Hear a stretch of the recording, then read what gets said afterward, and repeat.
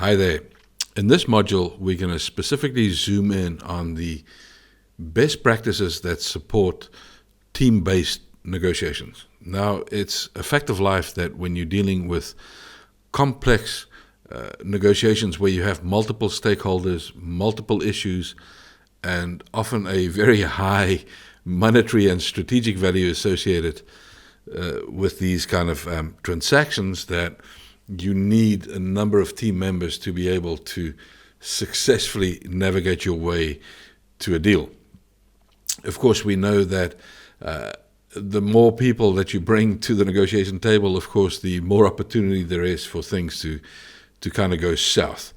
So let's take a look at what we can do to make sure that we bring some structure, that we bring some focus to the way that we put our teams together for these very complex, multiple stakeholder-driven type of transactions. We'll start by looking at the pros associated with team-based negotiations. So, number one, you can bring more expertise and experience to the table, right? The more people you have involved, the more reference points we have. We can tap into different sets of experience, different expertise and skill sets, and different subject matter areas, commercial, legal, technical, and so forth. It also helps us in the second instance to bring more strategies and tactics to the table, right? The more people we have involved, the more variety we can bring in terms of different approaches to negotiation. We can allocate roles specific to certain strategies and tactics, and so we can more effectively kind of steer the negotiations if we are properly prepared. Thirdly, we can bring more creativity to the table. More ideas, more people bring different ways, different perspectives to deal with issues. So certainly, there's a lot of power in bringing, different sets of experience and perspectives and expertise to the table when it comes to problem solving. And of course, when you bring a lot of people to the negotiation table, it's going to add time to the process. So the more people you have involved, the longer it's going to take to get to an agreement. And you can make this work for you, or you can make it work against you. Of course, if you want to play for time, if you don't want to reach an outcome fast, then it's an age-old technique to bring more people to the table, right? So governments and politics, you see this all the time. When folks are reluctant to get to an outcome, what do? They bring more people to the table. They declare a committee of investigation or exploration. If they want to get to a deal fast, then what do? They take people out. Then they say it's just you and me, one-on-one. So if you want to use time as a lever in negotiations, in the sense that you don't want to reach agreement fast, then you bring more people to the table. If you want to accelerate it, then you remove people from the process, right? So time is both a pro and a con, depending on your perspective and how you are able to harness it. Of course, you can also see your counterparts often using this tactic, and so depending on your skill at manipulating the number of people that are at the negotiation table, you can either lengthen or shorten the negotiation cycle. So, of course, one of the other major cons is if you're not prepared, if you don't bring structure to your team, if people don't have specific roles, then, of course, it's a potential management nightmare. So you've all been in situations. If you've been in business for longer than a couple of years, you've been in a negotiation, you've been in a meeting with counterparts where it was not clear who's doing what, and folks were not prepared, and what could have been done in half an hour maybe took 3 hours, maybe took 4 hours, maybe took all day, maybe took all night as things go south. The more people you involve, the more the opportunity for things to go south. The more the opportunity for somebody to go off at a tangent and segue off somewhere into a direction that you didn't want to pursue. Of course, the more people you have at the table also, the more opportunity for arbitrage. So if your counterparts are skilled, if they know what they're doing, they might be focused on driving a wedge between you and your counterparts. So if you're not on the same page, it's very easy for your counterparts to pursue a policy of arbitrage. Once again, we see this happening in politics all the time, and we certainly see it in high-value commercial transactions. where there's not much difference really between negotiating at the highest level of politics and some of these multi-billion-dollar deals that the big corporations put together. So there's often arbitrage with intent. So people will come to the table with a strategy of pursuing arbitrage, and if you're not properly prepared, it's very easy to fall victim to that. So let me ask you a question. What would you prefer? Would you prefer being part of a big team or a small team when it comes to negotiations? Well, if you think that it's going to maybe turn into an arm wrestling match, maybe it's going to be better to be part of the big team. But if you want to be efficient and if you want to get to an outcome in a shorter amount of time, in a more focused way, in a more energy effective way, then a small team is by far the best way to proceed.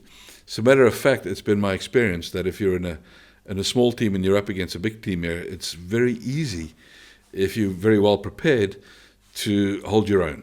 As a matter of fact, I would prefer to be in the smaller team for the simple reason that I have a lot less to manage the smaller my team is. And the bigger your team is, the more you have to manage to make sure that things don't go wrong. Here's the thing.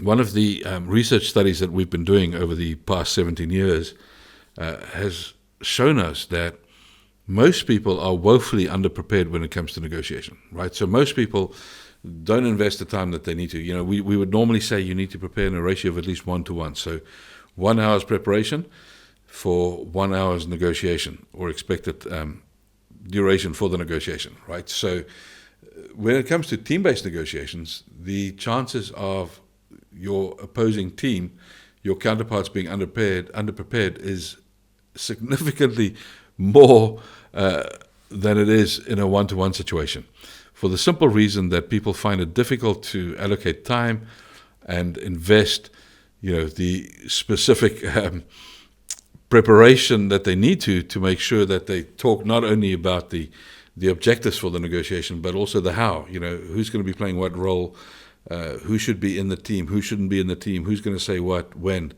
These are not normally things that get covered before meetings happen. So here's the one thing that you can know.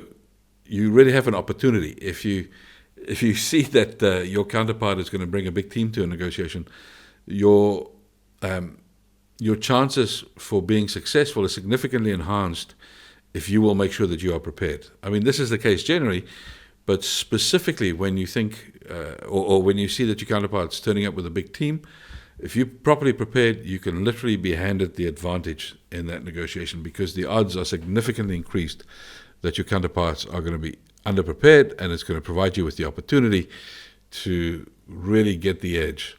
So let's take a look at some of the things that you need to do to make sure that you can get the best from your team-based negotiations. The first thing is that you have to have very clear role definition. Right, so we know from psychology that your role in life is directly linked to your sense of security. Let me give you an example. So if your boss were to say to you tomorrow, if you had one of those, if they were to say to you tomorrow that you need no longer to show up for work, the only thing you need to do is make sure that you just pass on emails or inquiries to one of your colleagues so that they can deal with it, but it's no problem, you're going to remain on the payroll, but there's really nothing for you to do. I suspect you will feel very threatened. You will think that they're just about to make you redundant or get rid of you. You see, if you don't have a clear role, it really impacts your sense of security. So the same thing happens when we negotiate as part of a team. If nobody gives you a specific role, so let's say we're in a situation and we think that our counterparts are going to show up with 5 people, or they've let us know they're bringing 5 people to the negotiation. We were only planning to be 2, and now we go around the office and we round up some people. And we say, come on, Catherine, come on, Joe, you're going to join the team. We're going to make up the numbers here, and we turn up to the negotiation, whether it be via video or in person. And now Joe and Catherine are sitting there. We haven't really told them exactly what it is we want them to do. We just said to them, look, we need to make up the numbers here. You guys are experienced. You understand what our value proposition is. So, just be there to make sure that we show strength and commitment in our numbers. And now what happens is about, maybe 10 or 20 minutes in, Catherine is sitting there and she's thinking, people are going to wonder why I'm here. I better say something. And now you've been sitting there, let's say you're leading the negotiation from your team's perspective. And now remember, you've not given Catherine a clear role, and you're trying to make a point. And the next thing you know, Catherine blurbs out, you were trying to get to point F, but you wanted to go via A, B, C, D, and E before you got to F. And you're just busy with point B, and already she blurts out point E. And now you're thinking, my goodness, if you're in a physical face-to-face meeting, you want to, kick her under the table to tell her to keep quiet. Maybe in a video-based simulation, you're not even able to do that. And now you feel frustrated because, she spoke out of turn. But really, it's your fault. It's not her fault. It's your fault because you've not assigned her a specific role. So, because she's going to want to make sure that, people understand why she's there, she's going to have a strong urge to speak up. And this is going to be the case for anybody that you bring into a negotiation. So you have to make sure that you give them a specific role. If somebody does not have a specific role in a negotiation, don't take them. Simply don't take them. Don't take them into that negotiation at all. Leave them out. It's going to be much better for all involved. So what are the specific roles that you have in any given negotiation? So here's my recommendation for your optimal team is a team of 3, right? So you have somebody who takes care of the relationship. So in this case, Steve Williams is going to be looking after the relationship. Sandra is going to look after the task. And then we're going to have Paul serving as the observer. Now, the relationship person is the person who opens the negotiation. Their role, their specific focus is on managing the climate of the negotiation, so the environment within which the negotiation takes place. So they really focus on making sure that there's always an understanding of the common ground between the parties. They primarily responsible for asking questions to uncover the interests of your counterparts, also for disclosing your team's interests. So they really, focused on creating forward momentum in terms of agreement, right? So they understand, there have to be somebody who understands the importance of reciprocity, of making concessions to gain concessions, of, treating people with respect, dignity, and honor, of managing the atmosphere in such a way that people feel that they are safe to share their interests and their vision for the future. Now, the task role, on the other hand, we set this person up to really drive to or get to the brass tacks, right? To really drive the technical requirements of the deal, so that they can be free of having to deal with all the niceties, etc. Obviously, they're still going to act with dignity and honor and treat counterparts with dignity and honor, but they can really focus on the task elements while, the relationship lead can make sure that, they proactively manage things. When they see that there's too much tension in the meeting, if they see that things are moving the wrong direction, then it's their role to reframe negotiations, to refocus on the common ground, to bring things together again, and then they can hand back to the task lead. So literally, you can almost picture that you start off by looking at the relationship lead for leading the negotiation. Then when you get to the task phase, you literally will pass over leadership of discussions to the task person, to the task role, in this case to Sandra, to lead the discussions around the technical elements, the financial elements, whatever it may be that's up for discussion. Then the role of the observer. Now, this is a key role because it's very difficult for you to observe what's going on in a negotiation if you're actually participating in the negotiation. Because what's typically happening is while your counterpart is talking, what you are doing is you are formulating your response, right? So you're thinking to yourself, this is the way I need to position my value proposition in response to what they're saying. This is how I'm going to counter that point that they're making. What you're not doing is you're not really observing your counterparts. You're not observing their body language. You're not looking at the interplay between them. You're not seeing, when counterpart A is saying something, you're not seeing how counterpart C is wincing at what counterpart A is saying, or how, they're completely not engaged in that part of the discussion and it looks like they've lost all interest. This is the role of the observer. So it's very useful to have an observer present. And The role of the observer is explicitly to not participate in the negotiation, right? So you want to sell them as somebody who's there because they have some sort of interest in the negotiation. You don't want to just say that they're the observer, but they are there to, to maybe call for adjournments, to make sure that your team stays focused on its objectives, etc. You can find a way to introduce them into that specific negotiation. But you will find that when you have an observer present and you empower them with the means to call for adjournments, you will find that you significantly shorten your negotiation cycle, because they're going to disclose information. They're going to bring you information that you will not see, that you will not notice, because you're so involved in the negotiation and discussions yourself. So you have to make sure that this is an experienced person, that they understand what's going on in the context of negotiations, and I can promise you that they will add significant value. I have literally participated in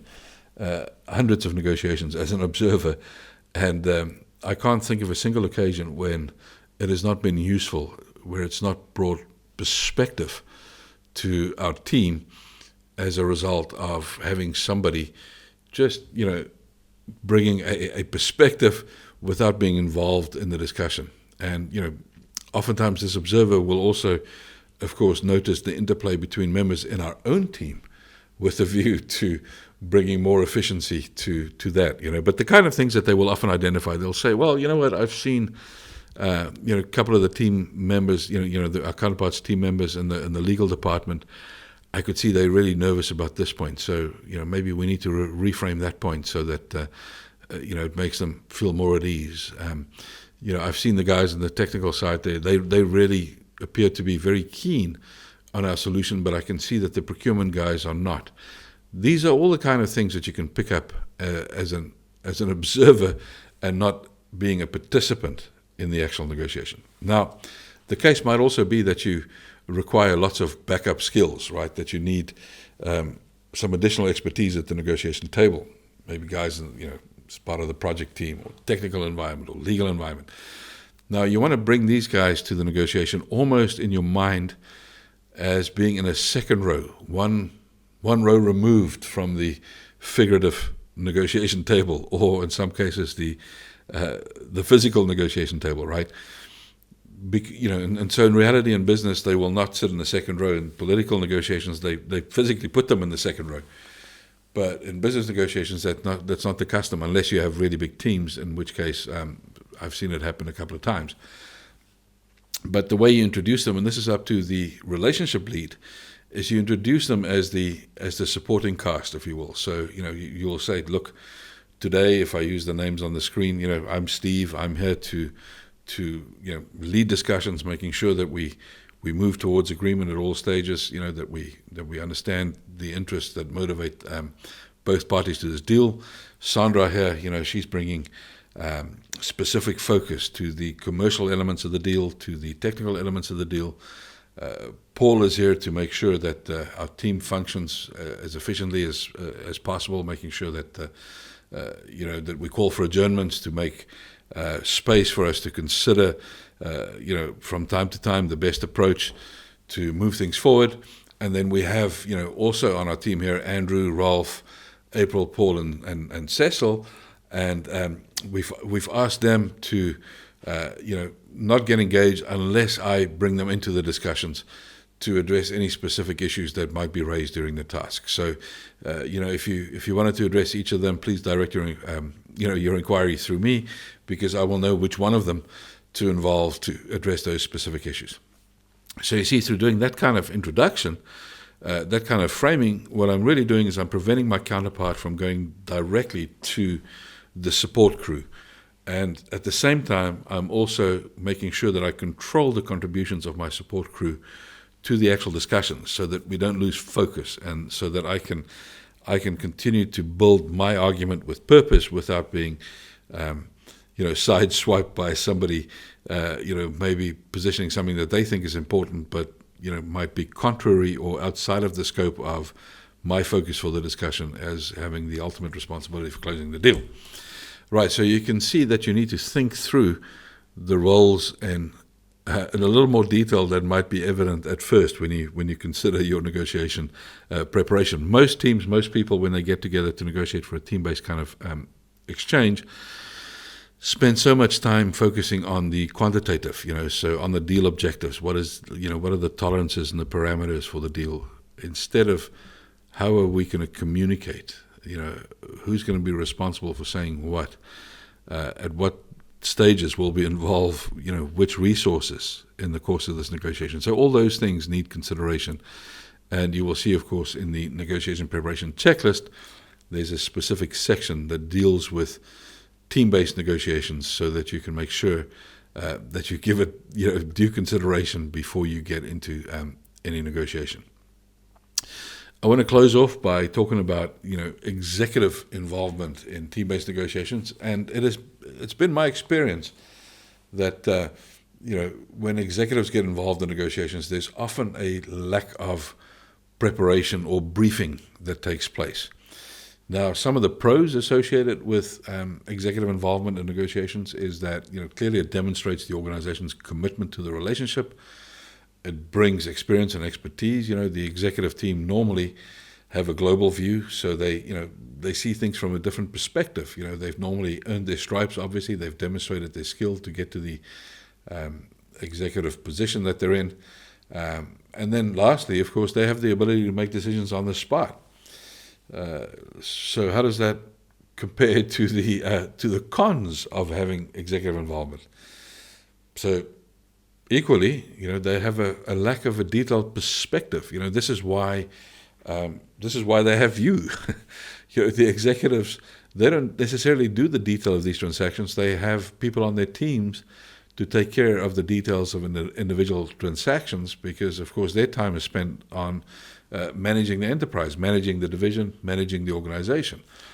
Another con is that they have the ability to make on-the-spot decisions. And, of course, counterparts often know this. Professional procurement teams, they know that executives can make decisions on the spot. So it's often a part of their strategy to specifically invite executives to meetings. But they will only do this after they've exhausted the concessions that they could get from the account directors or the relationship managers, and then they'll want to escalate it to the executives as a matter of strategy, because they know that executives, they arrive, they turn up, and they make decisions on the spot, because this is what executives do. Executives get paid to make decisions, and if they don't make decisions, they have somebody else make a decision for them, and that normally doesn't work out well. The other drawback or con is that executives often have some tactical negotiation ignorance. So I'm not saying that they are not competent negotiators, but they might not have spent all that much time in the trenches with the corporate procurement, slugging it out at a tactical level. So for them it might be very frustrating to deal with some of these tactical exchanges, and they have this need often to cut to the chase and make a decision fast, and so that leaves them vulnerable to being taken advantage of, particularly by experienced and skilled corporate procurement negotiators. So it becomes very important that when you deal with executives, when executives are going to be party to negotiations, that you give them a really clear brief, not only on the content of the negotiation, but also on the context, and that you share with them the role definition for the negotiation, and that you also assign them a specific role. So an executive would be, wonderfully positioned as the relationship lead in a negotiation, where they demonstrate their commitment to the transaction, but then they can also delegate the actual discussion of the detail to a task-focused person, maybe to the account director, who then assumes the role of a task-focused negotiator, maybe supported by some of his technical or her technical crew.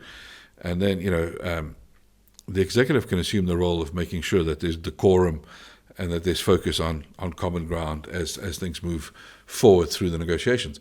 This will, of course, be hugely advanced and aided by running a simulation as part of your preparation. So I would recommend, particularly when it comes to big strategic deals, that your executive representatives who are going to be part of the negotiation should absolutely participate in a simulation in preparation for that negotiation. So it is key. If you take one thing away from this module, it is key, even more so than in one-to-one negotiations, that you run a simulation when you're getting ready for team-based negotiations. That you make sure that people understand what their roles are, that you split the team up so that particularly the relationship lead and the task lead, that those two people actually play the role of the counterpart in the simulation, and that the supporting crew position, or pursue the role of your organization, and that you run a simulation, at least one simulation, before you get to the actual negotiation. And the last point to mention here is that you should feel totally comfortable to use adjournments.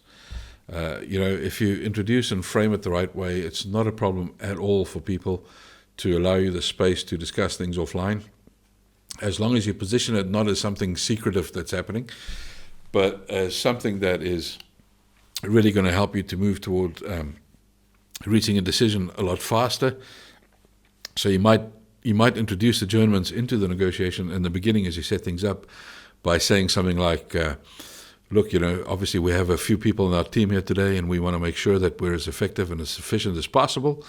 And that might mean that from time to time we need to, just use a short adjournment just to make sure that we all lined up with a common view, and that we can move forward in the fastest and most effective way possible to meet the needs that you have in this particular case or in this particular simulation. So, to call an adjournment, we might just, at some stages, just ask for a quick pause for 5 minutes or 10 minutes, and you might want to use the same time to also make sure that you guys are aligned, or take a comfort break, or whatever might be the case. And you'll find if you position it in this way that there'll be very little resistance from your counterparts. It makes a lot of sense to allow teams to be coordinated and to discuss their approach so that they can move things forward as fast as possible. So make sure that you refer to the negotiation preparation checklist to compose your teams in the most effective way. You can also refer to the negotiation preparation toolkit. There's a section in there on team-based negotiation best practice. Make sure that you bring more structure and more preparation to the table when you get ready to negotiate as part of a team. Hope you found that insightful and useful, and I'll see you on the other side.